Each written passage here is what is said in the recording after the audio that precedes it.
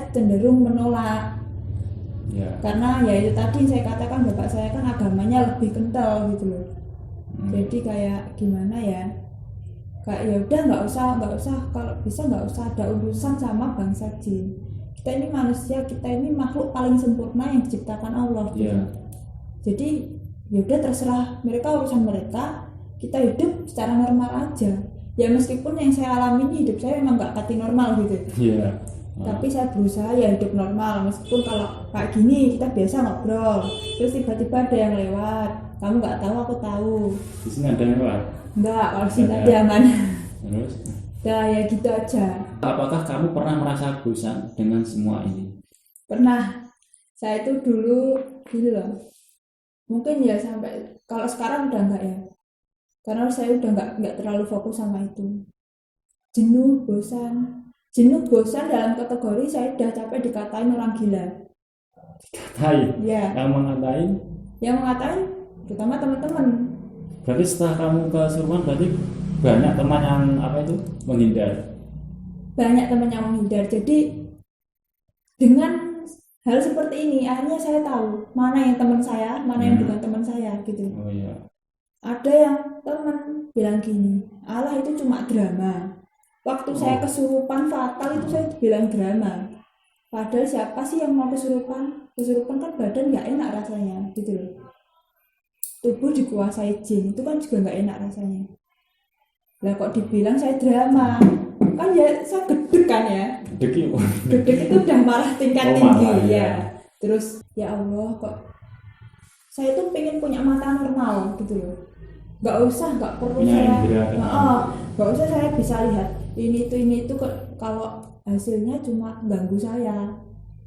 Akhirnya saya pikir gini lagi, saya cari dulu kan ada aplikasi Bitalk itu kan, ya chattingan WA itu, di situ kan kayak ada yang gambarnya tawon ya. Di situ kan ada grup-grup kayak grup indigo, grup itu kan saya ikut itu. Akhirnya saya punya teman cerita itu akhirnya ngasih saran gini, nggak usah takut, nggak usah bingung, ini kelebihan, jadi harus disyukuri. Ya mungkin ada satu waktu gitu saya jenuh banget, saya udah bete banget, udah lelah banget lah, soalnya apa yang saya lihat orang lain nggak lihat, siapa yang saya ajak ngobrol orang lain nggak lihat, tapi saya dikata orang gila. Terus saya di jalan sendiri, saya senyum sendiri, itu bukan senyum sendiri, itu ada yang ngajak saya senyum gitu loh. Jadi ya akhirnya ya udah deh, saya maklumi aja, memang apa yang saya rasain orang lain nggak ngerasain gitu. Di titik yang paling bosan itu apa yang kamu lakukan? Sholat. Sholat. Iya, saya kembalikan lagi ke Allah ya. Bagus itu berarti kamu sudah merasa bahwa ini kelebihan. Sudah nggak merasa bosan lagi, bisa menerima. Jadi sekarang ya kalau misal ada yang nemuin saya ya udah teman baru berarti gitu loh. Jadi sudah bisa menerima. Jadi dulu itu saya nggak bisa menerima, kok ganggu saya. Sekarang nggak. Tiap ada yang datang, entah parasnya jelek, entah parasnya sudah nggak karu-karuan, entah cantik, itu saya mikirnya ya udah itu teman saya. Sudah santai lah, relax. Apakah kamu tahu pada keadaan seperti apa ketika kamu kesurupan? Keadaan seperti apa ketika saya kesurupan? Itu keadaan yang satu, marah yang berlebihan sampai kita kalut, sampai nggak bisa kontrol diri. Orang kalau marah itu kan satu tindakan yang bisa ngasih makan jin, ya kan? Itu kayak energi buat jin. Kalau kita marah, energi mereka makin kuat. Otomatis dengan tanpa sadar kita itu mancing mereka gitu. Itu marah yang sampai kalut, kita nggak bisa menguasai diri kita sendiri, akhirnya mereka bisa dengan mudah menguasai kita ya. Terus yang kedua, jangan ngelamun, jangan pikiran kosong gitu. Jangan pikiran kosong ya, terutama jangan pikiran kosong. Kalau memang nggak ada yang dipikirkan, kita buat wiritan aja itu lebih baik. Terutama anak-anak muda sekarang itu kan lebih baik ngelamun kan daripada wiritan. Oh iya. Ya. katanya kalau wiritan itu gengsi, padahal wiritan itu kan bagus. Kalau wiritan kan nggak perlu diucapkan, nggak perlu bisa. Ya dalam hati, tapi kan kita itu fokus ya kan, nggak sampai pikiran tidak kosong. Ya pikiran sampai nggak kosong. Yang ketiga, jangan nantang. Yang saya maksud nantang, kalau ada orang lain bilang, di situ tempatnya angker, udah nggak usah datang ke situ. Terutama kalau jin itu kan bisa tahu apa yang kita batin, berarti gitu. Apalagi kita cuma batin, gini, tak jajar lu tenang gak, demite gak, gitu. Mereka tahu, akhirnya bukan kita yang jajal, ini mereka yang jajal kita, mereka yang ngerjain kita. Nah itu mungkin 3 faktor penting itu. Apakah hal apa yang kamu lakukan supaya tidak kesurupan lagi? Menghindari 3 hal itu hanya. Menghindari 3 hal itu. Marah, kamu jangan sok-sokan tadi. Jadi jangan sampai kita marah. Terutama kalau saya sendiri kan. Jadi dengan hal yang sudah saya alami, akhirnya saya berpikir, pikiran saya kan akhirnya nyaut kan. Yaudah, mulai sekarang saya harus bisa kontrol emosi saya sendiri. Kalau nggak gitu, saya sendiri yang kena akhirnya. Marah itu kan juga nggak ada efek baiknya, itu kan efek buruk semua, ya kan. Ya itulah, menghindari 3 hal itu.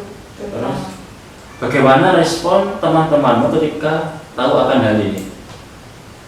Tahu akan hal yang saya serius lupa, saya bisa melihat. Iya.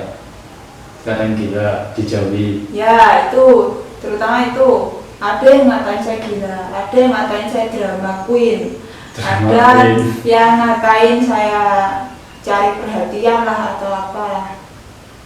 Terus ada yang deketin saya cuma baratnya jajal ya. Mereka datang tiba-tiba atau tanya, di badan saya ada ini enggak, ada isinya enggak?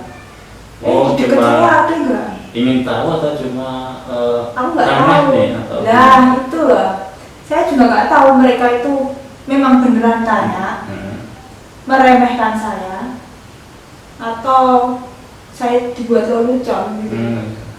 Nggak, istilahnya nggak ada orang yang mau hidupnya itu aneh kayak gini, nggak ada. Mungkin orang-orang bilangnya. Jadi menurutmu kamu aneh? Menurut saya aneh, nggak kayak orang normal lainnya. Kalau menurut saya, sebenarnya itu bukan aneh. Berbeda bukan karena aneh, tapi berbeda itu bisa sesuatu yang spesial. Satu kelebihan itu. Mungkin orang lain, orang normal itu ngomongnya seperti itu. Nah, tapi orang yang seperti saya itu mikirnya antara mikir saya ini memang dikasih hal yang spesial sama Allah, yang saya harusnya bersyukur karena saya dikasih kelebihan. Dan yang kedua, kalau waktu mood saya nggak enak atau pikiran saya lagi nggak karu-karu, saya mikirnya itu saya itu aneh, terutama lagi kalau teman saya itu pandang saya gini, merendahkan. Iya, itu kan udah nggak enak banget gitu loh. Nah, yang saya takutkan lagi gini, orang di luar sana pasti banyak yang rasain kayak yang saya rasain ini. Jangan sampai, yang tadi saya katakan, jangan sampai marah, apalagi batin. Batin itu berbicara dalam hati, itu gini, marahnya udah keterlaluan. Misal saya marah sama kamu, ya kan, udah marah tingkat dewa ibaratnya gitu. Terus saya bilang gini dalam hati, tak doakan nanti kamu pulang nggak selamat, misal gitu. Ini umpama kan? Enggak, ini seumpama, dia kan tadi cuma nyentuhin, ya kan. Nah, saya tuh udah sering ngelakuin itu. Ya kan, orang kalau marah kan kita nggak bisa mengendalikan dari diri sendiri. Kita sering keceplosan, kan gitu. Ya bukan apa-apa ya. Saya tuh ya sering yang terjadi seperti itu. Saya baru ngomong terus kejadian. Jadi saya sendiri takut kalau saya marah gitu. Jadi sekarang sudah bisa mengontrol emosi. Sekarang saya alhamdulillah udah belajar kontrol emosi biar nggak ada yang dirugikan. Apakah hal ini membuatmu merasa sulit berinteraksi atau mencari teman? Kalau mencari teman itu tergantung karakter orang itu sendiri-sendiri. Kalau orang itu memang pendiam, dia juga susah.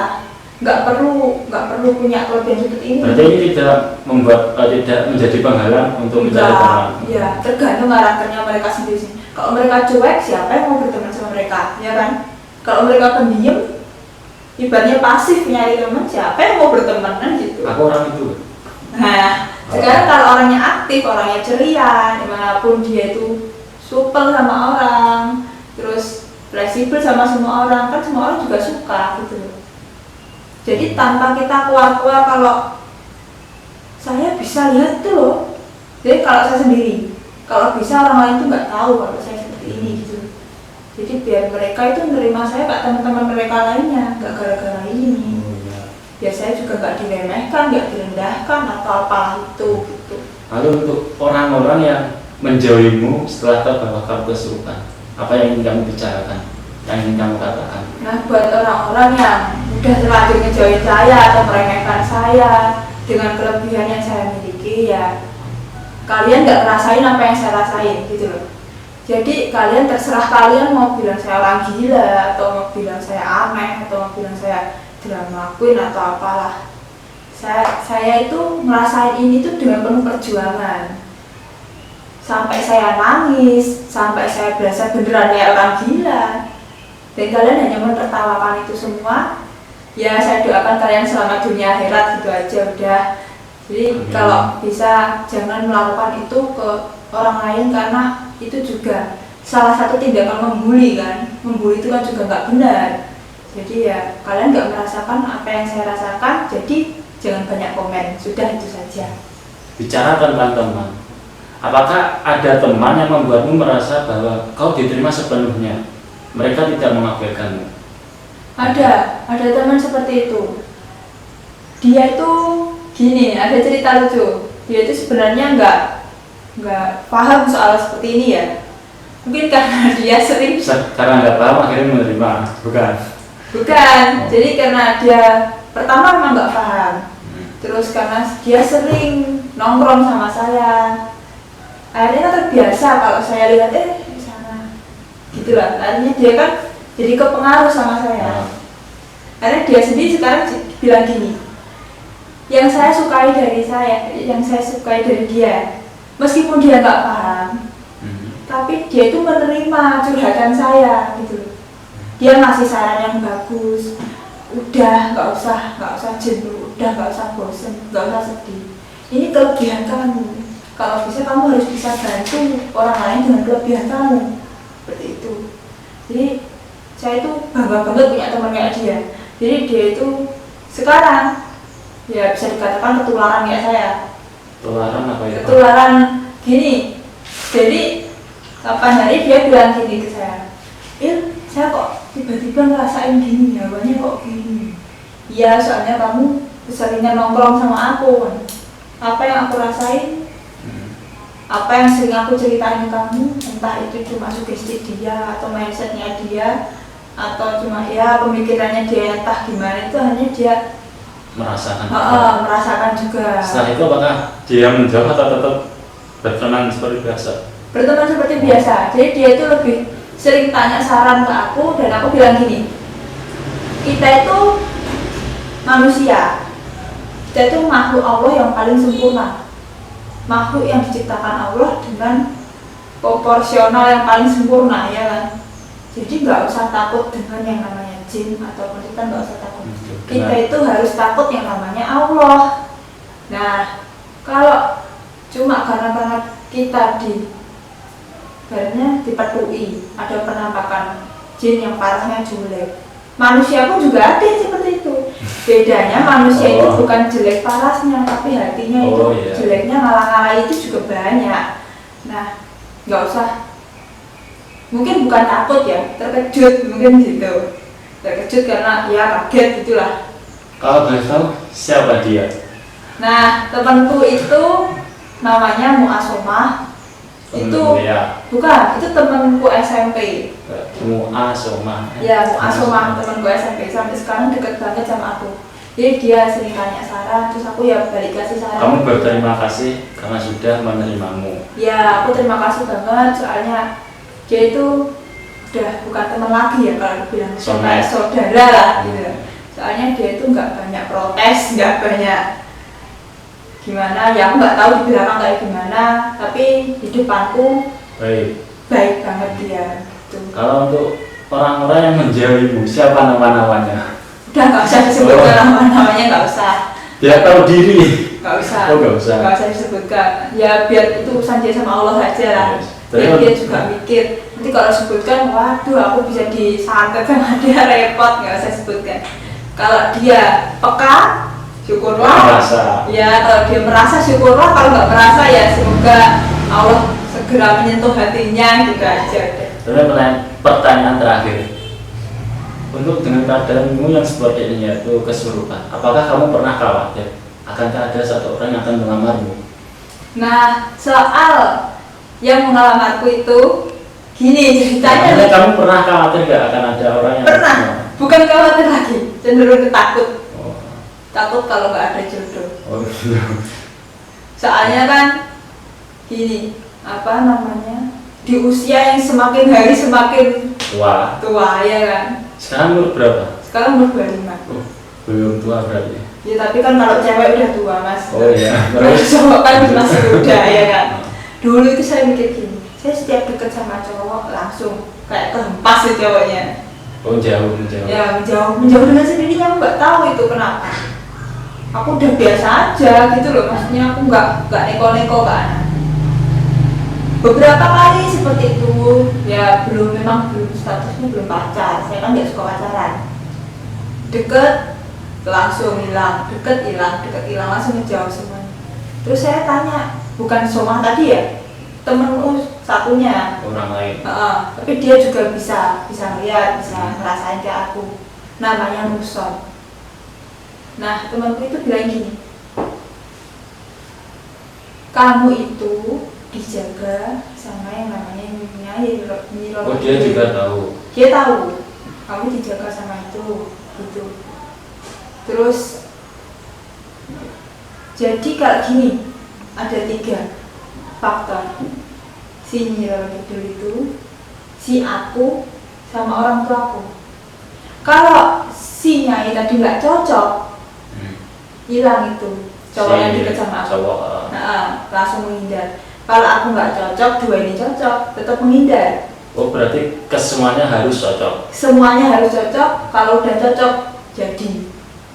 Aku mikir gini waktu itu, kalau mencocokkan 3 sulit. Iya itu pasti lama banget ya kan, lama banget. Cowok mana gitu loh. Ya udah akhirnya saya gini, aku kok tetap mikir ini.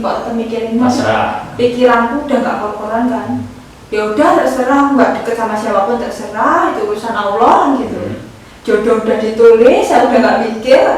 Pokoknya saya kerja ya kerja, aktivitas biasanya ya aktivitas kayak biasanya aja. Saat jodoh urusan Allah. Yang bikin lucu, saya kan ini udah nikah ya. Saya ini udah nikah. Ya, itu lucunya gini. Namanya jodoh siapa, orang siapa pun nggak ada yang tahu. Itu semua takdir Allah. Saya kenal, cocok, nikah. Berjarak berapa hari? Bukan berapa hari, kan juga butuh persiapan kan ya. Jadi dari perkenalan sampai nikah itu hanya jalannya 2 bulan aja. 2 bulan. Berarti 2 bulan ketemunya cuma 3 kali. 3 kali cocok. Tapi suamimu tahu kalau kamu pernah kesurupan? Nah itu, saya pertama nggak berani bilang. Karena takut kalau dia menjauh. Karena kan nggak semua orang bisa menerima apa yang karena kamu sudah cocok. Saya alami. Saya tanya ke ibu saya, Bu gimana? Orang mau menikah itu kan harus jujur ke semua hal. Saya harus jujur enggak? Saya bilang nggak usah. Ibu saya bilang gitu. Itu kan namanya bohong. Bukan bohong itu adalah ketika apa yang kamu katakan tidak benar. Kalau belum dikatakan itu, ya, itu kan belum dikatakan bohong. Ada rahasia kan? Ya, kalau bisa berarti rahasia bukan bohong. Iya, kalau bisa kan sebelum menikah jangan sampai ada rahasia kan seperti itu. Udah saya nurut ibu saya lah. Mungkin ini yang terbaik buat saya. Hari saya nggak ngomong. Hari pertama saya setelah menikah saya baru ngomong. setelah menikah. Ya. Terus respon suami? Ya memang terkejut, pertama terkejut. Tapi akhirnya ya udah, dia akhirnya menerima. Mungkin menerima bukan karena udah telah menikah, bukan karena itu. Terus dia bilangnya gini. Ya. Apa?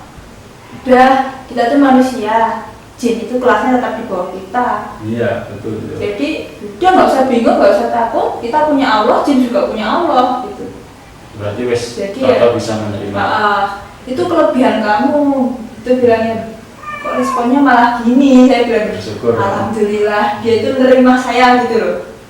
Responnya bagus. Ada gini.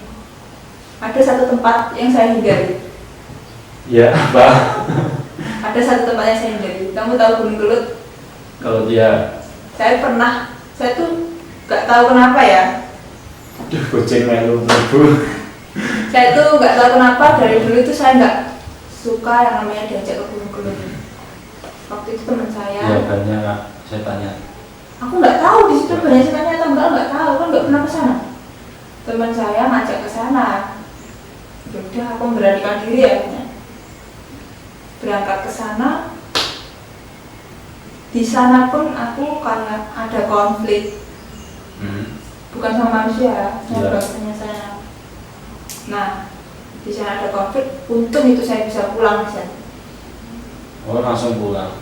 Jadi saya udah jalan-jalan sampai ke puncaknya itu, untungnya saya bisa pulang gitu aja.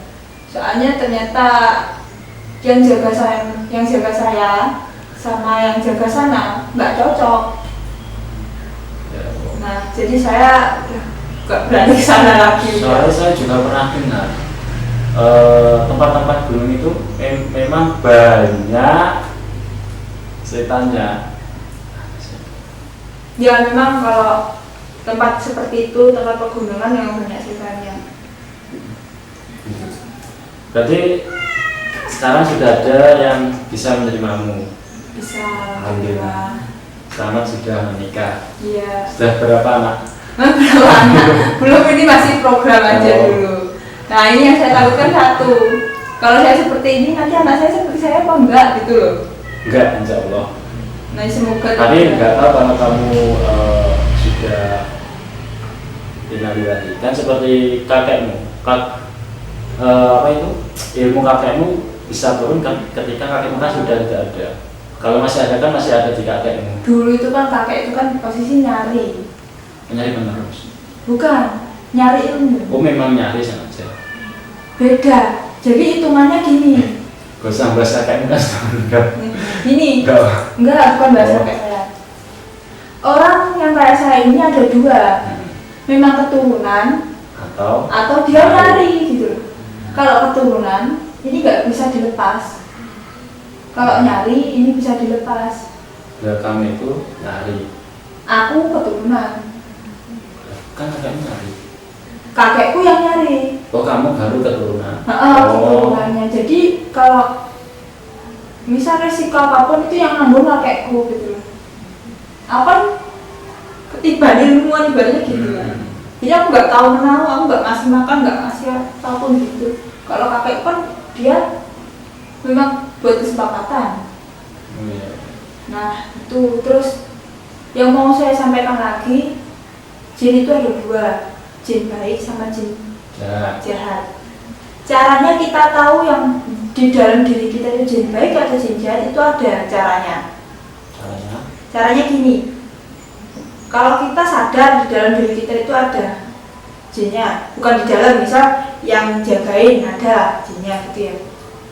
Caranya gini, kalau jinnya itu baik, kalau semakin sering kita melakukan hal baik, semakin intens kita beribadah, ilmu kita makin naik.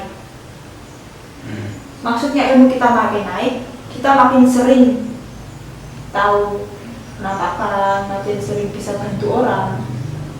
Kalau jin yang ikut kita ini jelek, semakin sering kita melakukan hal buruk, semakin kuat ilmu kita. Tergantung baik buruknya itu. Jadi ya kalau yang ikut aku ini baik. Alhamdulillah. Soalnya semakin intens aku beribadah, Oh, iya. semakin sering aku tahu penampakan. Kalau misal aku nggak tahu penampakan atau apa, berarti ya mulai molor lagi lah. Oh, iya. Jadi intinya ini disebarkan nggak apa? Nggak apa-apa. Iya. Jadi kita cuma berbagi ilmu Oh. aja, biar yang lain yang belum paham atau yang misal masih ngerasa gila dengan keadaannya atau merasa jenuh, nggak usah merasa gila. Ini kelebihan kita wajib bersyukur. Nggak semua orang bisa ngerasain apa yang kita rasain. Ya terserah netizen bilang apa kan gitu ya ibaratnya. Terserah netizen bilang apa, mereka kan ibaratnya kita itu artis lah. Mereka nggak ngerasain apa yang kita rasain. Sudah merasa artis ya? Ya artis maksudnya ya, ya seperti itu. Bisa ya, tadi punya terakhir. Sekarang karena tadi sudah berbau serem. Ini ada pertanyaan fast question. Apa? Fast question. Betul nggak bahasa Inggris? Pertanyaan cepat. Fast question. Yes. Oh kan tadi bilangnya? Fast question. Betul nggak bahasa Inggris sih? Ya seperti itulah, terserah mas bilangnya apa. Kita harus jawab cepat. Siap ya? Ya. Dijauhi atau menjauh? Jauh. Dijauhi atau menjauh? Jauh. Dijauhi. Jelek apa bodoh? Jelek. Jelek. Kamu merasa jelek? Saya merasa jelek. Tapi kalau saya dikatakan saya merasa bodoh, jangan. Saya belajar terus. Cantik atau pintar? Pintar. Stres terus gila atau gila terus mati? Waduh, itu nggak bisa jawab mas. Ini cuma fast question. Salah satu, stres terus gila atau gila terus mati? Oh, gila terus mati. Miskin abadi atau jelek abadi? Jelek apa? Miskin abadi atau jelek abadi? Miskin abadi atau jelek abadi? Jelek abadi. Mendadak cantik atau mendadak kaya? Mendadak kaya. Bakat atau usaha? Usaha. Ayah atau ibu? Ibu. Orang tua atau suami? Kalau sekarang suami. Seandainya saya terlahir kembali, saya ingin menjadi lebih baik dari sekarang. Saya merasa paling jelek pada saat bangun tidur. Saya cantik pintar tapi saya cantik pintar tapi saya apa ya? Kita tak mikir. cepat. Saya cantik pintar tapi saya bego. Orang tua saya tidak pernah tahu kalau saya pernah. Wah, orang tua saya tidak pernah tahu kalau saya Pernah. Orang tua saya tahu semuanya soal saya. Oh, beneran. Orang tua saya tidak pernah tahu kalau saya pernah. Saya nggak ada rahasia sama orang tua saya. Next, penyesalan terbesar dalam hidup saya adalah pada saat saya kurang total untuk membantu orang. Yang tadi adalah apa ini namanya? Wawancara. Percakapan antara orang yang kesurupan. Terima kasih atas waktunya. Oh iya, sama-sama. Dan semoga apa yang saya katakan bisa dapat hikmahnya ya buat yang lihat, terus bisa diambil ilmunya aja. Kalau kata-kata saya bledu jangan diketawain juga. Ya inilah saya sedikit bledu. Jadi kesimpulannya adalah untuk orang-orang yang untuk mereka yang kesurupan, mungkin mereka dianggap gila, itu bukan harus dijauhi. Jika mereka dianggap gila, itu harus kita dekati. Pasti ada satu alasan yang membuat mereka seperti itu.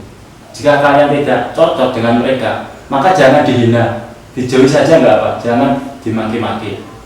Tapi yang pasti kalau ada orang seperti mereka, rangkul dan gandeng mereka. Ya, betul. Sekian, lanjutkan next video. Ya, nantikan next videonya. Terima kasih.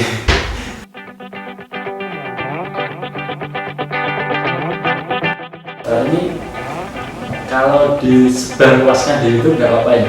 Nggak apa-apa. Yakin ya? Yakin nggak apa-apa. Jadi kalau misalkan ke depannya ada apa-apa, nggak protes kan? Nggak protes. Ya ini kan kita mau berbagi ilmu.